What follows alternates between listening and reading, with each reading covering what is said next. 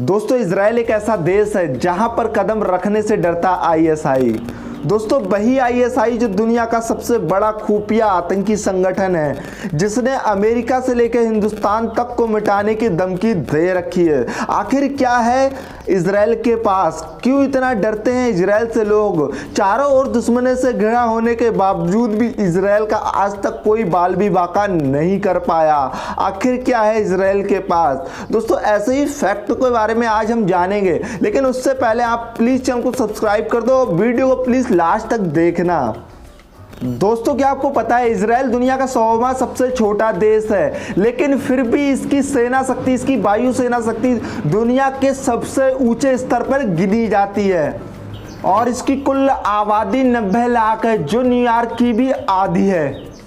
दोस्तों जैसे भारत में रॉ एजेंसी है, वैसे ही इजराइल में मोसाद एजेंसी है, जिसका मतलब है मौत। और यही कारण है कि ये दुनिया के किसी भी कोने से ढूंढकर अपने दुश्मन को ख़त्म कर देते हैं, जिसके चुंगल में फंसने के बाद आदमी का निकलना मुश्किल ही नहीं नामुमकिन हो जाता है। और यही कारण है कि ये दुनिया की सबसे खतरनाक एजेंसी है। इजराइल एक केवल इकलौता ऐसा राष्ट्र जो यहूदी है, और यही एक इकलौता यूनिक नया राष्ट्र है जिसकी अवधि केवल 67 साल है।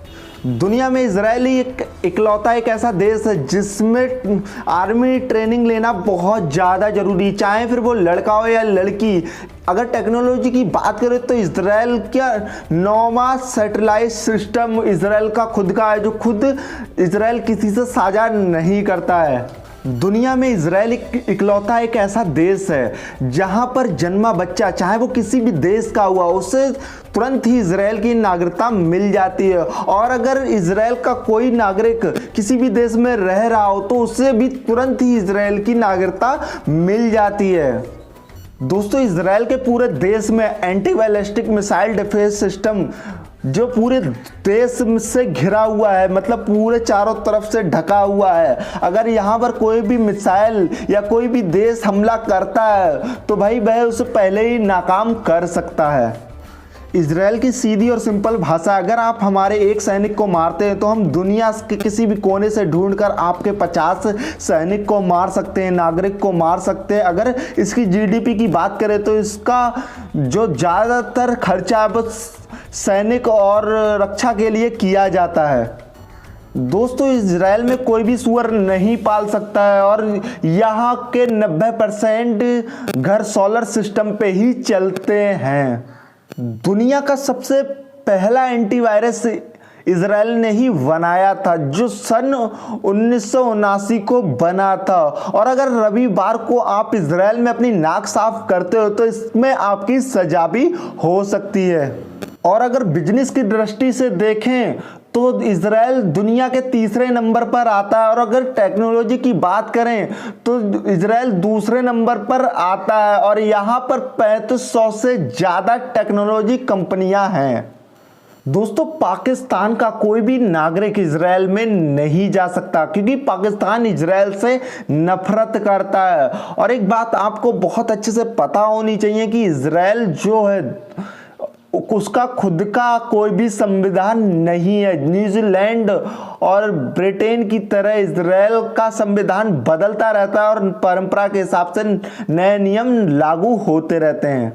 दोस्तों ये बात सुनकर आप बहुत ज़्यादा खुश हो जाएंगे कि हमारे नरेंद्र मोदी एक ऐसे इकलौते भारत के प्रधानमंत्री हैं जिन्होंने इजराइल की यात्रा की है। और आपको एक बात अच्छे से पता होगी कि इजराइल में सबसे कम बारिश होती है, इसके बावजूद भी 25 साल में इजराइल ने 7 गुना कृषि उत्पादन बढ़ाया है। इजराइल अपने नोटों पर ब्रेल लिपि का इस्तेमाल करता है, जिससे अंधे लोग आसानी से पहचान सके। और यहाँ पर पुरुषों और महिलाओं को समान अधिकार दिया जाता है। इजराइल के पास केवल 273 किलोमीटर लंबा समुद्र तट है, फिर भी उसने 137 ऑफिशियल बीच बना रखे हैं। और यही नहीं, वहाँ पर जमीन और पानी की कमी होने के बावजूद भी इजराइल कई देशों में सब्जियां और फल पहुँचाता है। इसराइल का कुल क्षेत्रफल 22,149 वर्ग किलोमीटर है और इसे पूरब से पश्चिम तक आप 2 घंटे में दौड़कर पार कर सकते हो। दोस्तों, क्या आपको नहीं लगता है कि इजराइल जैसी कानून व्यवस्था हमारे देश में भी होनी चाहिए? अगर हाँ लगता है तो प्लीज़ कमेंट करके मुझे ज़रूर बताएं और प्लीज़ चैनल को सब्सक्राइब कर दो, वीडियो को शेयर तो ज़रूर कर देना। धन्यवाद।